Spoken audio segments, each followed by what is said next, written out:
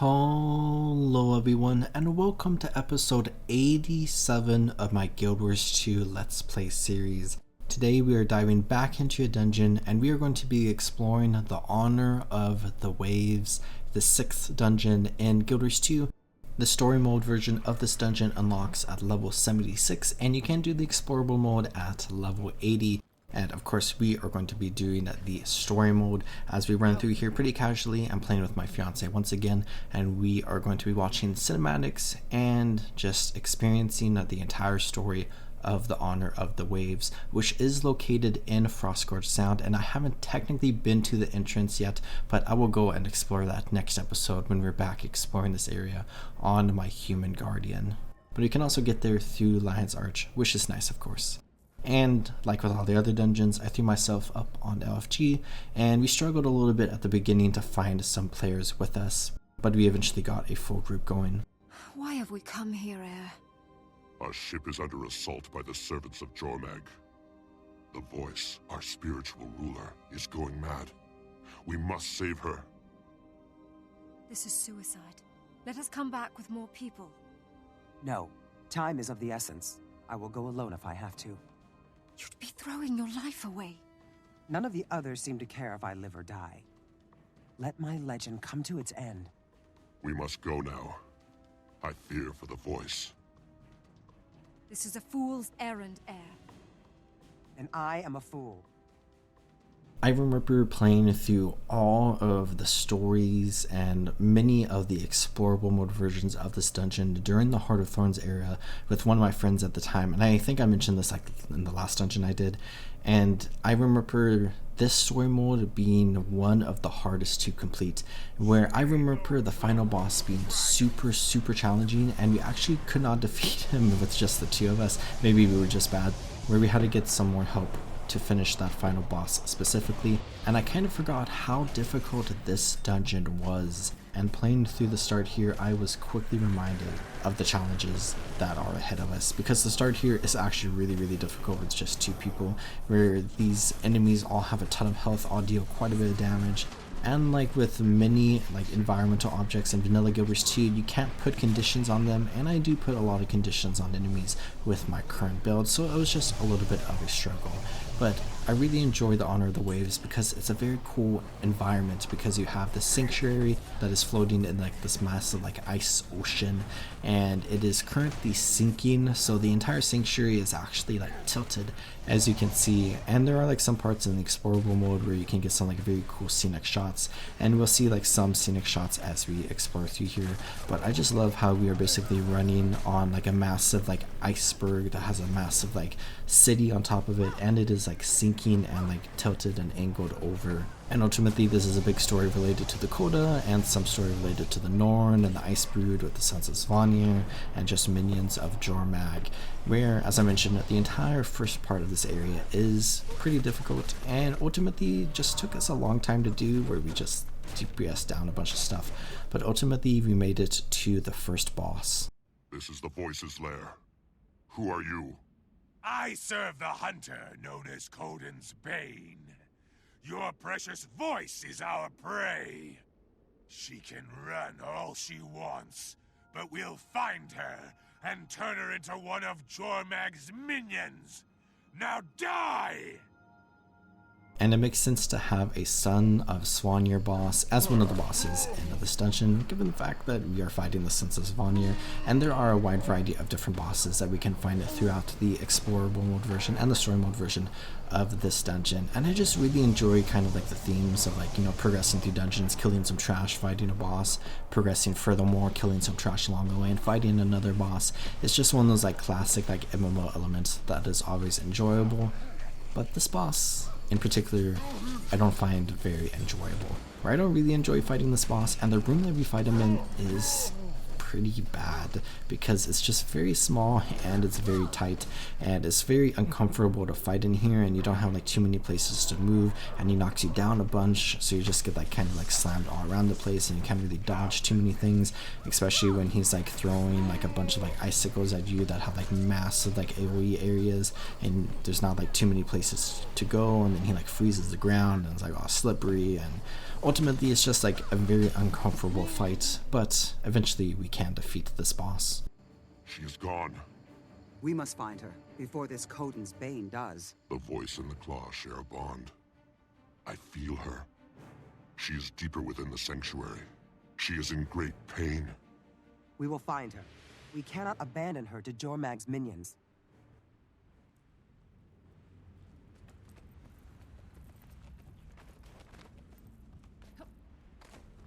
Do you have any idea what's going on here? Stop and assess the situation. That's what the old heir would do. One set of tracks splits off here. Yes, but we must follow the voice. Her pain calls to me. Progressing through the dungeon, we just came over this bridge, and we can fight this champion, Icebrood Goliath, which is more of like a mini boss, not a fully fledged boss. And we can go ahead and just DPS this boss down in order to progress through the dungeon, of course. And we do now have more people joining us, so this is going to get a little bit more easier here and there as we get a 5th person in a little bit. And dungeons are definitely intended for 5 players, and I think it's kind of easy to get like groups filled for like just casual like runs through dungeons, but if you're trying to do like, you know, more like specific things, it can be super challenging, especially if you're doing like specific like challenge mode achievements in the Fractals of the Mist dungeon. It can be very difficult to get groups for that, but we can go ahead and just DPS this Goliath down, who also likes to knock us down here and there. We're done here.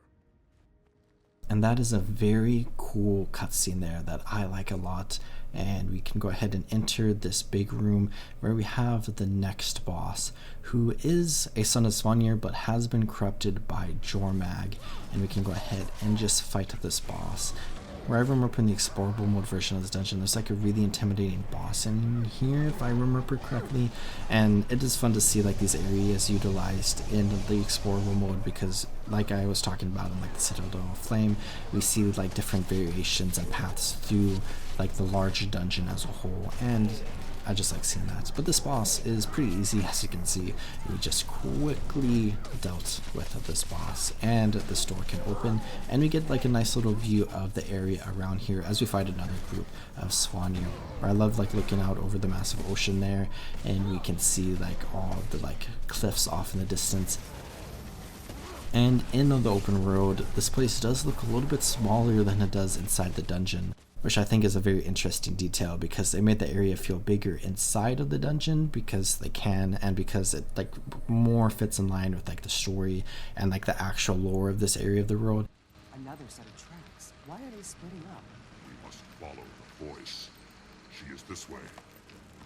And when you like think about like the lore of the game, this entire city is a lot bigger than what we see in Guildbridge 2, where this is like a massive iceberg with like a ton of Kodan that live here, but because of the restraints of the game, which we see in every single gaming universe, the area is smaller, where like every city is like smaller than it is in lore, and like, you know, every village, and like some stuff is like probably kind of accurate, but like, you know, distances between places are smaller.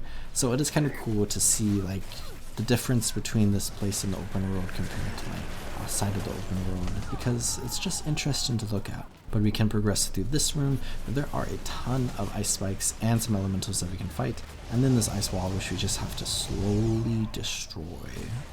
But as we get through here, there is like a lot of stuff going on. There's a lot of turrets, there's a lot of Sons of Svanir, but we have this Sons of Svanir boss right here who uses frost magic, and this is another one of those like bigger boss fights that we can go ahead and deal with. And this boss in particular is decently challenging, and we are like dying a lot to this boss, but it's not the hardest boss in this story mode, where we can go ahead and just slowly DPS him down again. And there's like a lot of trash around here, and the turrets are like attacking us, so we have to deal with that. But again, I just love the environment around here because this building is really cool with like all the lamps and intricate details. And we see this like brazier like falling on the ground here, and it's basically like setting the entire place on fire, where some of it is burning, but then there's like more ice, and then there's like fallen beams, and like one of the beams is on fire, and it's just a very, very, very cool looking environment that I enjoy a lot.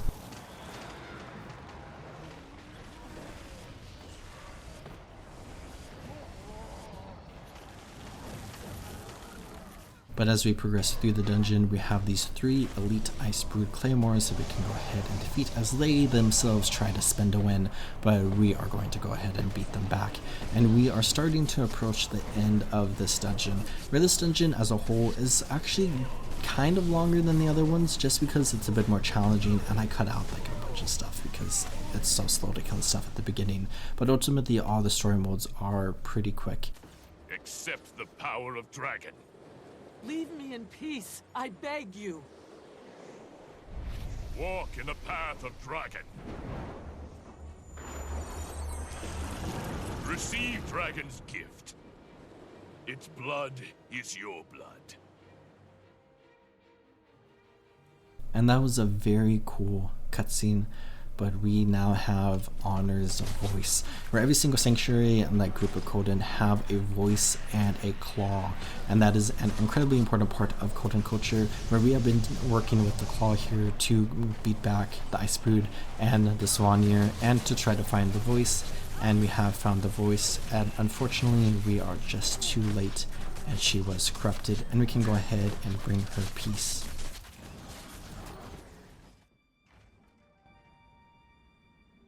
Leave me. Let me die with my voice and my sanctuary. Claw of the Honor of the Waves, I know this cuts you deeper than any blade. But you cannot let failure destroy you. That's what I've been telling you. Let her finish. Defeat is not getting knocked down, but in failing to get up again. I understand. Come then, let us eradicate the creature that has slain your voice. The world is for exploring.